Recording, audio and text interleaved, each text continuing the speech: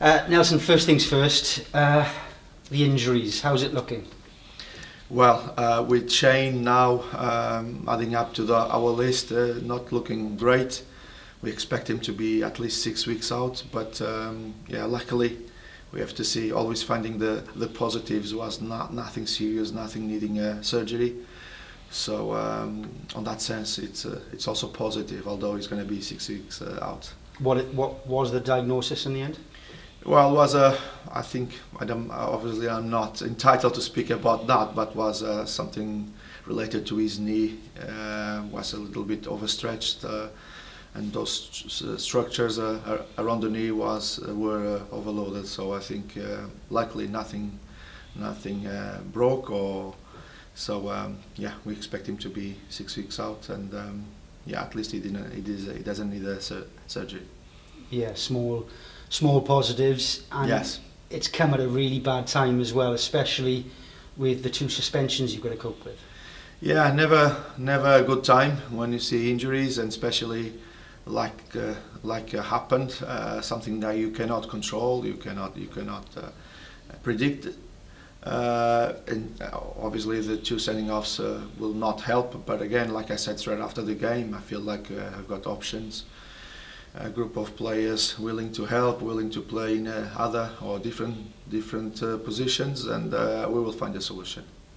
Those solutions include changing the formation, or, given that you are still trying to put your mark on this team, is sticking to your ideals more important? I think everything has to be thought as a one. Obviously, we are still, trying to improve football-wise, trying to make sure the players still playing in the way we want to play, but obviously we have to assess everything, assess the time, and probably, like you just said, these injuries and sending offs didn't come in probably in the best moment, but we will obviously find a way to go through this period, making sure we still know our direction. We are here, we know exactly what we are trying to do, and probably this is just a little setback in terms of not having the full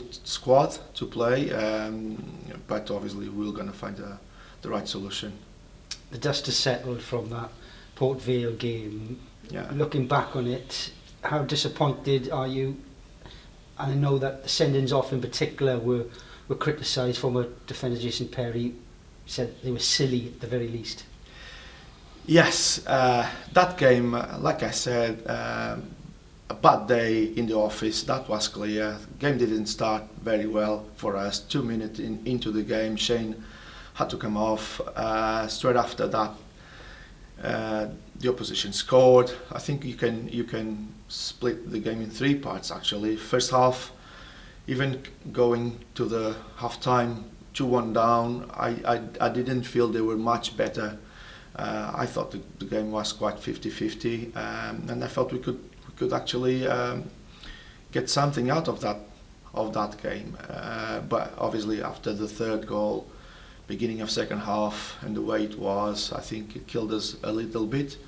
And on those 20-minute period where I think everything went really wrong, and then the final bit probably, and the 3rd one is where you are with 9 men playing, trying to control the damage. That was all, and on that regards, I praise the players because they were brave. They had to run more than they should if they were playing with 12, and they've done it for the team. So I think we've controlled the damage at that point, and we start to think about the next game. Have you had to remind players about their discipline? Because, as you say, this league is hard enough without things that can be avoided. Yes, hard enough. Obviously, with these things, there's complicated. But I think we went back. We've seen the footage. We know exactly what happened. We have addressed it. We spoke as a group about that, and yes, we just move on now, and then just making sure, because like Kieran Brennan sending off, he's just an experienced player trying to play a bit with a with a player who's learning, is still learning, and I think he got carried away with that moment, and but that was nothing serious, honestly. I just feel like my job here is to make sure they understand what happened, and that doesn't happen again. You've done a lot to build up the optimism in the early part of the season. A lot of supporters positive about the changes being made. It's important you don't lose that now, isn't it? Of course, we know that's something I have to be looking at. I know probably their expectations are now obviously higher than it was at the beginning. At the beginning, everyone was saying new head coach, new players, a lot of new players, young players. But I think they start to see that actually it's possible. But like I said, they have to be patient. They have to know what we are doing, and it's always ups and downs, and we have to be always strong enough to, when we are in a down moment, then you can go up again, and that's what we do every day, myself, the club, the players, to make sure we are back on track as quick as possible. But we know this league is ruthless.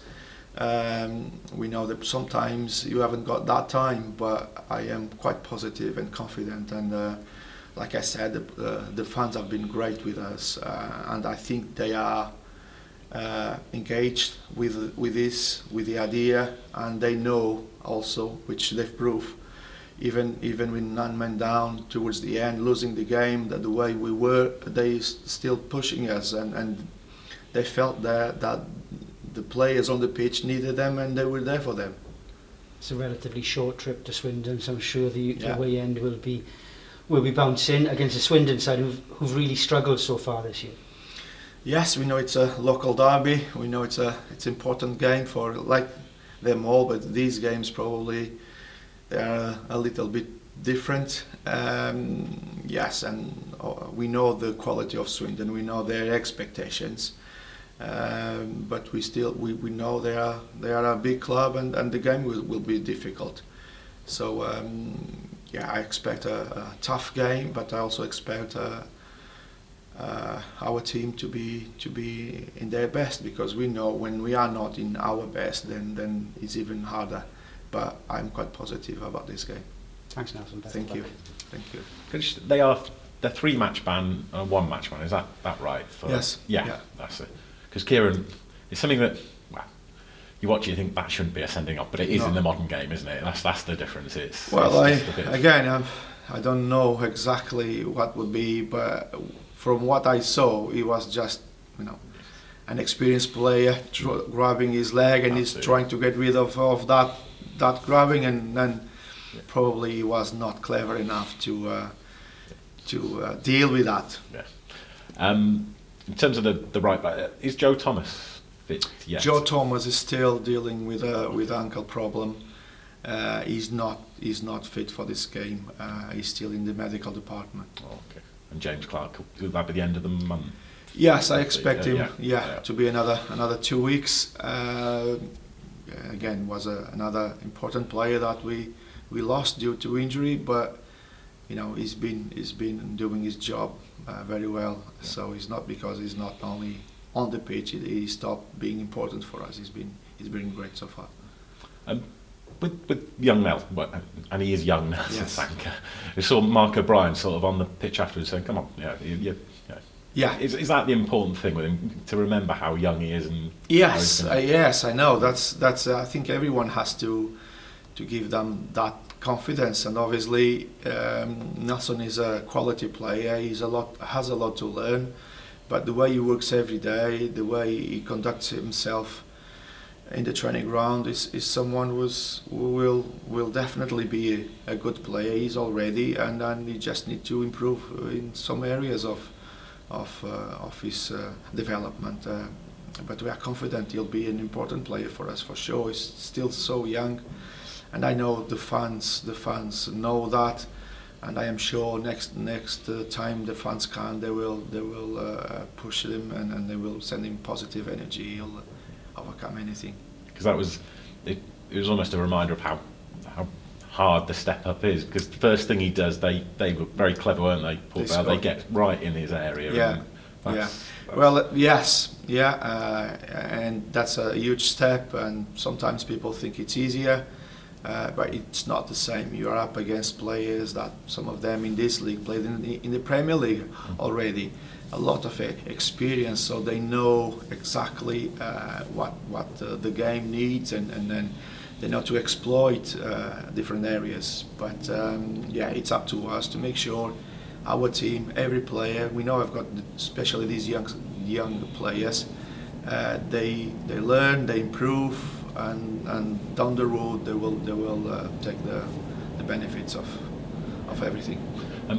I remember when Michael Flynn was bringing a sort of passing style here, he said, I'm asking them to pass out, I'm not going to criticise them for any mistakes. And I guess it was similar with the third goal, wasn't it? You're not going to, if that's the style, no, it is what it is. It's part of the process. Obviously, sometimes the price that you have to pay is high, but they will not learn if they are not allowed to do those mistakes. And like I said, almost every day, everyone can have a bad pass, a bad day, whatever. We just make sure we learn from it and we improve, because you cannot ask them to be a passing team if they are not allowed to make mistakes. They are allowed to make mistakes as long as we learn from it and we improve. I think it was 2 seasons ago, Luke Jephcott scored against County in this game. How important a player is he, even though he's probably having to be patient at the minute behind the court? No, we are. Yeah, Luke he's been great to the squad. He's always ready for whatever the team needs. And I think last couple of weeks we can see a little bit more of him in the training ground and some of the games, like he did against Cheltenham. We're just trying to find the best way of him helping the team. Is he having, because he traditionally, I think, has played sort of as part of the two up front and things. Is he having to be more versatile and learn different roles as well? Is that part of it? Yeah, he's. I've been asking him to do other things, and I'm sure that will help him as well to help the team and to he will bring a little bit more. He'll be more versatile, if you know what I mean.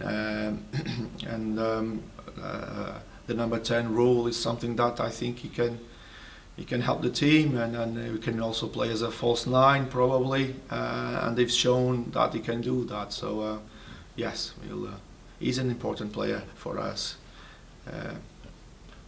Finally, we're going to speak to Aaron Wildig. I believe it's still planned. How impressed have you been with his first month, and more than just? Well, I've been impressed with Aaron's first week. Yes. So like I think I've said this before. He's got the values of a proper captain, a proper leader, and he leads by example. So we can see just the way he plays, the way he runs, the way he tackles and presses. He's just what we want as well, but also a quality player on the ball.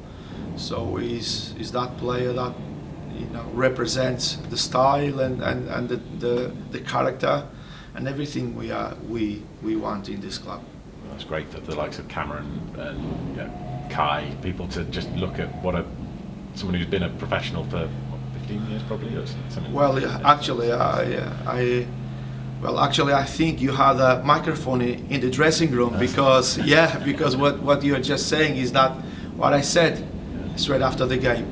If they want to have an example what it's like to be a player and a real leader, you just have to look to Aaron Wildig, and what was one of the things I said after the game